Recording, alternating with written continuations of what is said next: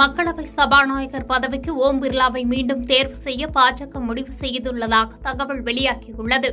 18வது மக்களவைத் தேர்தல் முடிந்து தொடர்ந்து 3வது முறையாக பிரதமர் மோடி பதவியேற்றுள்ளார். மக்களவை முதல் கூட்டம் வருகிற 24ஆம் தேதி தொடங்குகிறது. இந்த நிலையில் மக்களவை சபாநாயகர் பதவிக்கான தேர்தல் ஜூன் 26ஆம் தேதி நடைபெறும் என மக்களவையில் இருந்து கடந்த வியாழக்கிழமை அதிகாரப்பூர்வமாக அறிவிப்பு வெளியிடப்பட்டது. இதனைத் தொடர்ந்து மக்களவை சபாநாயகர் பதவிக்கு ஓம் பிர்லாவை மீண்டும் தேர்வு செய்ய பாஜக முடிவு செய்துள்ளதாக தகவல் வெளியாகியுள்ளது. மேலும் சபாநாயகர் தேர்தல் குறித்து ஜூன் 22 அல்லது 23ஆம் தேதி கூட்டணி கட்சிகளுடன் ராஜ்நாத் சிங் ஆலோசனை நடத்தவுள்ளதாகவும் தெரிவிக்கப்பட்டுள்ளது. விவசாயிகளுக்கு ரூபாய் 20,000 கோடி வழங்க இன்று வாரணாசி வரும் பிரதமர் மோடி விஸ்வநாதர் கோயிலில் வழிபாடு நடத்துகிறார். உத்தரப்பிரதேசத்தின் வாரணாசி தொகுதியில் பிரதமர் மோடி தொடர்ந்து 3வது முறையாக வெற்றி பெற்றுள்ளார். மத்தியில் கூட்டணி பலத்துடன் 3வது முறையாக கடந்த 9ஆம் தேதி பிரதமராக பதவியேற்றுக் கொண்ட மோடி தான் வெற்றி பெற்ற வாரணாசிக்கு இன்று வருகிறார். அங்குள்ள காசி விஸ்வநாதர் கோயிலில் வழிபாடு செய்யும் அவர் விவசாயிகளை சந்தித்து பேசி PM கிசான் நிதி ரூபாய் 20,000 கோடியை வழங்க உள்ளார். இந்நிலையில் பிரதமர் வருகையால் வாரணாசியில் பாதுகாப்பு பலப்படுத்தப்பட்டுள்ளது.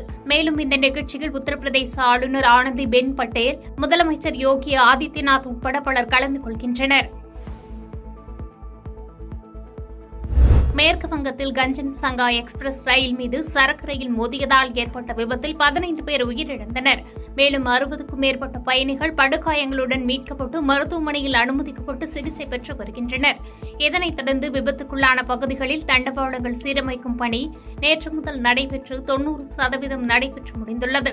இந்த நிலையில் ரயில்கள் விபத்தில் சிக்கி தண்டவாளங்களின் இருபுறமும் சிதறி கிடக்கும் ரயில் பெட்டிகளின் ட்ரோன் வீடியோ காட்சிகள் வெளியாகி பரபரப்பை ஏற்படுத்தி வருகிறது. தமிழக மீனவர்கள் இலங்கை கடற்படையினரால் கைது செய்யப்பட்ட சம்பவம் மீனவர்களிடையே அதிர்ச்சியை ஏற்படுத்தியுள்ளது. மீன்பிடி தடைக்காலம் முடிந்து கடந்த சில தினங்களுக்கு முன்புதான் மீனவர்கள் ஆழ்கடலுக்கு மீன்பிடிக்க சென்று வருகின்றனர். இந்த நிலையில் நெடுந்தீவு அருகே மீன்பிடித்துக் கொண்டிருந்த தமிழக மீனவர்கள் 4 பேரை இலங்கை கடற்படை கைது செய்துள்ளது. மீனவர்களை படகுகளுடன் சிறைப்பிடித்த இலங்கை கடற்படை இலங்கையில் உள்ள கடற்படை முகாமில் வைத்து விசாரணை நடத்தி வருகிறது. கைதான மீனவர்கள் 4 பேரும் ராமநாதபுரத்திலிருந்து மீன்பிடிக்க சென்றவர்கள் ஆவர். தமிழக மீனவர்கள் இலங்கை கடற்படையினரால் கைது செய்யப்பட்ட சம்பவம் மீனவர்களிடையே அதிர்ச்சியை ஏற்படுத்தியுள்ளது. அமெரிக்காவில் இருந்து இந்தியா வந்து பாராகிளைடிங் மேற்கொண்டு உயிரிழந்த அமெரிக்கரின் உடல் 48 மணி நேர சவாலான போராட்டத்திற்கு பிறகு மீட்கப்பட்டது.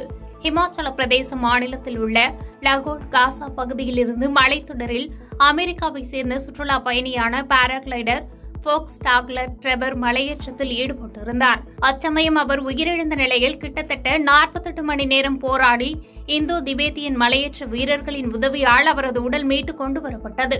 சுமார் 14,800 அடி உயரத்தில் இருந்த சடலமானது அதிகாரிகள் தீவிர முயற்சிக்கு பின்னர் மீட்கப்பட்டது. 1900 அடி பாறை முகங்கள், 400 அடி உயரமுள்ள குன்றில் 2300 அடி அளவிலான கடுமையான மலையேற்றத்திற்கு பின்னர் சடலம் மீட்கப்பட்டு காசா காவல் நிலையத்திற்கு அனுப்பி வைக்கப்பட்டது. பாதகம் செய்பவரை கண்டால் நாம் பயங்கொள்ளலாகாது பாப்பா, மோதி மிதித்து விடு பாப்பா, அவர் முகத்தில் உமிழ்ந்து விடு பாப்பா. அண்மை செய்திகளை உடனுக்குடன் தெரிந்து கொள்ள இணைந்திருங்கள் எம் நாடு தொலைக்காட்சியுடன்.